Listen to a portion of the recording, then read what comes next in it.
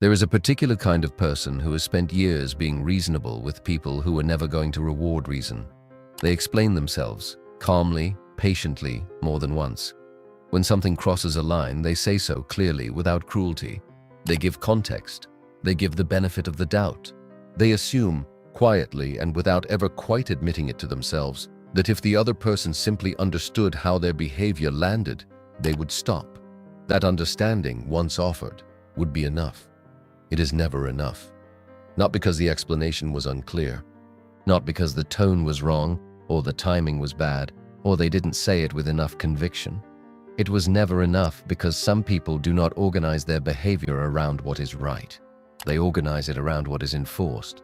This is a distinction most people spend their whole lives refusing to accept, because accepting it costs something. It means admitting that kindness, on its own, was never a deterrent. It means admitting that all those careful conversations, all that patience, all that generosity of interpretation, functioned less like a boundary and more like a suggestion, one that could be politely acknowledged and then ignored the following week. You have lived this. Maybe it was a partner who apologized beautifully and changed nothing, a friend who agreed with every word you said and then repeated the exact behavior within a month, a parent, a boss, a sibling, someone who nodded along to your carefully constructed explanation of harm and then, almost immediately, returned to form. You walked away from those conversations feeling like you had been heard. You had not been heard. You had been managed. And somewhere in the accumulation of those moments, a quieter, colder realization began to form. Not cynicism exactly, something more precise than that. Some people do not respect what you say. They respect what you are willing to do. Carl Jung spent much of his working life studying the gap between what a person claims to believe and how that person actually behaves under pressure. He was less interested in the stated values people performed in daylight than in the unconscious machinery that actually governed their conduct when no one was watching or when nothing was at stake. He understood, long before it became a psychological cliché, that words are cheap precisely because they cost nothing to produce. A person can generate an infinite supply of apologies, promises, and reassurances without spending a single unit of real change. Consequences are different. A consequence cannot be talked around. It does not care about intention. It does not respond to a well-constructed explanation of why the behavior happened, or a childhood story that makes the cruelty legible.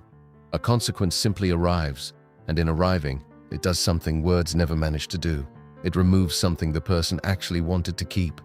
This is the moment you begin to notice, if you allow yourself to notice it, that your entire strategy for being taken seriously may have been built on the wrong material. You believed that clarity was persuasive, that if you could just find the right words, the precise sentence that made the harm undeniable, something would shift. And for certain people, in certain relationships, that is true. Clarity works on people who already have a functioning conscience they simply haven't consulted yet. But not everyone is operating from conscience.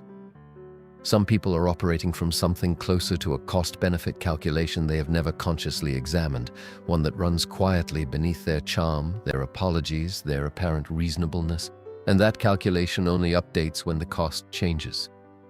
You cannot reason someone out of a position they never reasoned themselves into. This is not a small thing to sit with. It rearranges what you thought forgiveness meant. It rearranges what you thought patience was for. There is a mechanism that operates beneath this pattern quietly, for years before most people ever name it. It starts small. Someone crosses a line, and instead of responding to the actual event, you respond to your interpretation of their intention. You tell yourself it was a bad day, a misunderstanding, a moment of stress that doesn't reflect who they really are. This is not naivety. It is a survival strategy, one your nervous system built early, probably in an environment where confrontation was dangerous and accommodation was safer. So you developed a highly refined skill, the ability to explain away behavior before it has finished happening. You became fluent in the art of the internal negotiation. Every boundary violation gets processed through an unconscious court before you ever respond to it. You weigh the relationship against the harm. You calculate what confrontation might cost you socially, emotionally, sometimes materially. You consider whether raising the issue will make you seem difficult, oversensitive, dramatic, and more often than not, that internal court rules in favor of silence, or at most a gentle word delivered with enough softness that it can be absorbed without friction. This is not weakness. It is a highly sophisticated risk management system. But here is what that system was never built to account for. The person on the other end of it can feel the absence of teeth. Not consciously necessarily, but somewhere in their own calculation, they register that your discomfort has no enforcement mechanism attached to it. And once that registration happens, your discomfort stops functioning as information. It becomes background noise, something to be acknowledged briefly, and then filed away as manageable. You taught them, without meaning to, that your word was not a boundary. It was an opening bid. There's a particular kind of exhaustion that comes from being the only one in a dynamic who keeps their promises. You said you would leave if it happened again, and then it happened again, and you did not leave. You said this was the last time, and then there was another last time. Not because you were lying. You meant it, fully in the moment you said it. But meaning something in the moment of pain and enforcing it in the calm that follows are two entirely different acts, requiring two entirely different kinds of strength. Most people can access the first, very few can sustain the second, and the people around you, whether they could articulate it or not, learned to read the difference. They learned that your anger had a short half-life, that your ultimatums softened within a week, that if they simply waited you out, apologized with enough apparent sincerity, gave you a glimpse of the version of them you wanted to believe in, the whole cycle would reset. This is not because you were foolish, it is because forgiveness for you had become automatic rather than earned, a reflex rather than a decision. Kindness offered without any cost attached stops functioning as kindness and starts functioning as a resource to be extracted. That sentence is worth sitting with longer than it takes to read it, because the uncomfortable truth beneath all of this is that consistency, not compassion, is what actually earns respect from people who are operating without an internal conscience doing the work for them. They do not track how understanding you were.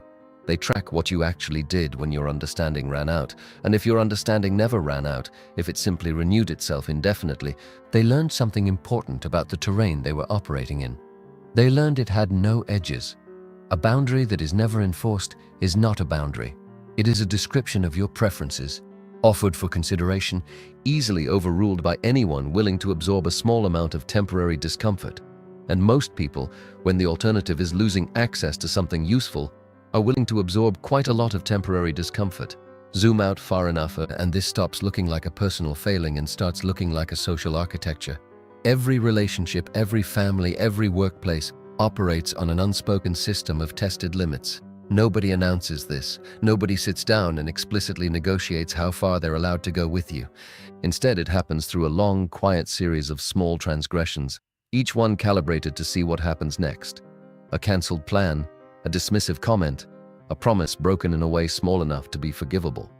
And your response to that first transgression becomes the data point everyone around you uses to build their model of what you'll tolerate. This is not conscious calculation most of the time. It is something closer to instinct, the same instinct that tells a person how loudly they can speak in a room before someone objects, how late they can arrive before it becomes a pattern rather than an incident. People are, whether they like to admit it or not, constantly testing the load-bearing capacity of the people around them. And if the structure never gives way, they stop testing it carefully. They start leaning on it. This is why the people who are the gentlest, the most accommodating, the most willing to interpret behavior charitably, often end up carrying the most weight in a relationship. Not because they were chosen for their strength, because they were identified early and usually unconsciously as a surface that would hold no matter how much pressure was applied. Some people don't respect your patience, they budget for it. There is a particular silence that settles over a relationship once this arrangement has been established. It doesn't feel like conflict because there isn't any, not on the surface. It feels like peace. But it is a peace maintained entirely by one person's willingness to keep absorbing what the other person keeps producing. And peace maintained this way is not actually peace. It is a debt that only one side is paying down. What makes this dynamic so difficult to see from the inside is that it rarely announces itself as exploitation. It arrives dressed as compatibility, as ease, as the comforting sense that you are simply a calm, forgiving, low-drama presence in someone's life. And there is a version of that identity that feels good to inhabit because it aligns with how you'd like to see yourself. Reasonable, understanding, not the kind of person who makes a scene. But somewhere underneath that identity, a different question is being avoided. What would happen if you actually enforced what you said you needed? Not asked for, not gently reiterated, enforced in the sense that a real consequence followed the violation, whether or not the other person liked it, whether or not it damaged the relationship, whether or not it made you, in that moment, feel like the reasonable person you had built your identity around being. Most people flinch away from that question because the answer threatens something larger than the relationship in front of them. It threatens the self-concept underneath it, the idea that you are fundamentally a peaceful person, a forgiving one, someone who doesn't need to punish anyone to be respected. But there is a difference between punishment and consequence that gets collapsed far too often, and that collapse is doing enormous damage. Punishment is about making someone suffer for what they did. Consequence is simply what naturally follows from an action once you stop absorbing its cost on someone else's behalf. When you finally let a consequence exist, unedited, unsoftened, uninterrupted by your own instinct to rescue the relationship from discomfort, you are not being cruel. You are, for the first time, telling the truth about what you actually require. Most people have never experienced you telling that particular truth, and so they have no reason to believe it exists. This is where Jung becomes useful, not as decoration, but as an actual map of what's happening beneath the surface. Jung wrote extensively about the persona, the mask a person constructs to navigate the social world. The persona is not fake exactly. It is a necessary interface between the private self and the demands of a shared existence. But it becomes dangerous when a person mistakes the mask for the whole self, when the performance of reasonableness becomes so central to identity that the person underneath it loses access to anything that might disrupt the performance. For years, your persona may have been built around being the understanding one, the one who doesn't overreact, the one who can be trusted to keep things calm, and there is real value in that capacity. But a persona held too rigidly starts to function less like an interface and more like a cage, because it forbids you from accessing the very responses that might actually protect you. Anger, for instance. Jung did not treat anger as a defect to be managed out of a healthy personality. He treated it as information, a signal from a part of the self that had been ignored past the point of comfort. When you swallow that signal repeatedly, when you translate rage into another calm conversation, another patient explanation, another round of understanding, the anger does not evaporate. It goes where everything unexpressed goes. It goes into the shadow. The shadow, in Jung's framework, is not simply the sum of your worst impulses. It is everything about yourself that your conscious identity has decided is unacceptable, unwelcome, incompatible with the person you've built yourself to be. For someone whose identity depends on being endlessly reasonable, the shadow often contains something surprising. Not cruelty, not violence, something closer to force. The capacity to say no and mean it. The willingness to let someone lose something real. The part of you that could enforce a consequence without apologizing for it afterward. That capacity did not disappear because you never used it. It went underground, and it has been waiting. Jung also wrote about projection, the process by which we externalize the parts of ourselves we cannot yet integrate. It is worth asking honestly whether some of what you interpreted as their unwillingness to change was actually a mirror of your own unwillingness to enforce. You projected the responsibility for the pattern's end onto them, waiting for their conscience to activate, when the actual mechanism that could have ended it was sitting unused inside you the entire time. This is not blame. It is something closer to a correction of direction. You kept waiting for them to become a different kind of person. What was actually required was for you to become a different kind of presence. There is a specific discomfort in recognizing that the people who kept crossing your lines were, in a strange way, accurate readers of you. They read correctly that your stated boundary had no enforcement behind it. They were not psychic. They were simply paying attention to what actually happened after the words were said, which, in every case, was nothing. Most relationships don't survive dishonesty. They survive the absence of consequence for it. And once you see this clearly, a colder question starts to surface, one that is harder to sit with than anything about the other person's character. If consequences are the only language certain people actually understand, what does it mean that you spent years refusing to speak it? There is a threshold that gets crossed somewhere in this process, and once it's crossed, you cannot go back to the version of yourself that existed before it. It happens when you stop asking why they keep doing this and start asking why you keep allowing the conditions where it's possible. That shift in the question feels at first like self-blame. It isn't. It's the first honest reallocation of responsibility you've made in years. Because for a long time, The entire emotional weight of the pattern lived on their side of the ledger. They were the one who lied, who broke the promise, who crossed the line again. And that was true, but it was never the whole architecture. The other half of the architecture was your consistency in absorbing it.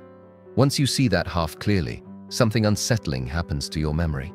You start replaying old conflicts, not to relitigate who was right, but to notice with a kind of detached horror how many times you delivered a consequence in words and then quietly failed to deliver it in action. The ultimatum that wasn't, the boundary that dissolved under a good enough apology, the pattern of saying one thing and, when the moment actually arrived, doing another. You were not lying to them. You were lying to yourself in advance about what you were actually willing to do. This is one of the more disorienting realizations a person can have, because it requires holding two things simultaneously that feel contradictory. You were genuinely hurt by their behavior, and you were at the same time quietly complicit in its continuation. Both are true. Neither cancels the other out. Most people cannot tolerate that kind of ambiguity, so they collapse it into a simpler story where they are only the victim or only the enabler. The truth rarely offers that convenience. Some people don't change because they're incapable of change. They don't change because change has never been required of them. That sentence should sit uncomfortably because it applies to more relationships than most people are willing to count. Here is the part that tends to arrive quietly, almost as an aside, but carries more weight than everything before it. If consequences are what certain people actually respond to, then the years you spent withholding them were not neutral. They were not simply a personal failing that hurt no one but you. They actively participated in shaping the other person's behavior. Every time you softened a real boundary into a suggestion, you were teaching them with total consistency exactly how far they could go. You were not a passive victim of their disregard. You were, without intending to be, one of its architects. This is not a punishment to inflict on yourself. It is information, an information of a very specific kind, because it means the mechanism you've been looking for was never buried in their psychology. It was sitting in your own hands the entire time, unused, because using it required you to become someone you weren't sure you were allowed to be. Someone whose no actually functioned as an ending, not an opening for negotiation.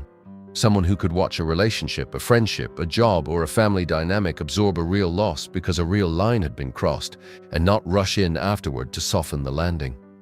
There is a specific grief in this recognition that doesn't resemble the grief of being wronged.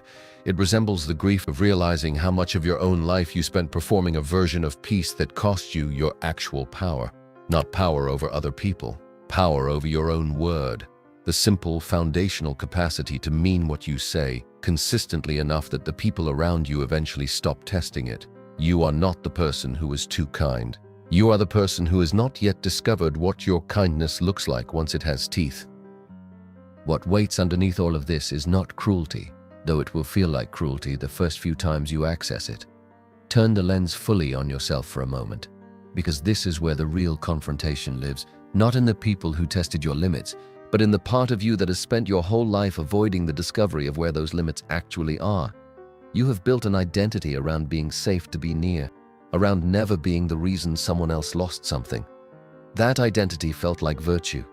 In part, it was virtue, but it was also, quietly, a hiding place. Because if you never enforce a real consequence, you never have to find out what you're capable of when you do.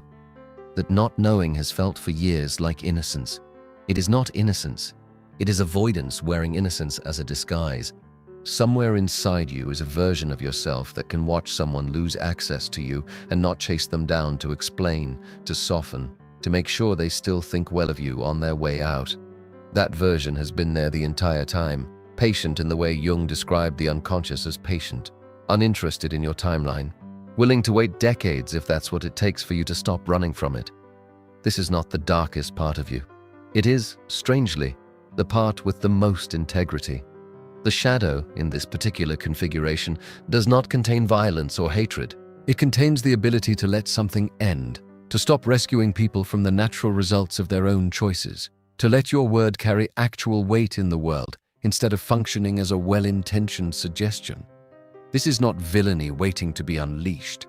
It is the missing half of the compassion you already have, the half that does not collapse the moment it costs you something. Real compassion has always had two hands, one that comforts and one that refuses. You were only ever using one of them. And here is where the frame rotates completely. What you called your gentleness, your patience, your endless capacity to understand, was never purely a gift you gave to other people. It was also, quietly, a strategy for avoiding the discomfort of your own authority. Being understanding cost you nothing in the short term. Enforcing a consequence costs you the fantasy that you are only ever the good one in every story you appear in. Consequences are not the opposite of compassion. They are compassion that has stopped lying about what it will actually tolerate. Most people never make this discovery because it requires surviving the specific discomfort of becoming, briefly, someone they don't recognize, someone who lets the door close, someone who does not soften the ending because softening it would be kinder to their own self-image than to the truth of what happened. Jung believed the psyche was not interested in your comfort. It was interested in your wholeness, and wholeness, unlike comfort, often arrives disguised as loss. There is no tidy resolution to offer here, no reassurance that once you learn this, the people who tested you will finally see you clearly, or that the relationships you protected at your own expense will suddenly become fair. Some of them won't. Some of them will end permanently the moment you stop absorbing what they were never willing to stop producing. That is not a failure of the work. It is the proof that the work was real. The people who only respected consequences were never going to be moved by your understanding of them. They were only ever going to be moved by what it cost them to keep being who they were. And the quiet, unfinished question that remains, long after this realization settles, is not about them at all. It is whether you are finally willing to become someone worth that kind of respect, even if it means no longer being the version of yourself that everyone found so easy to keep around.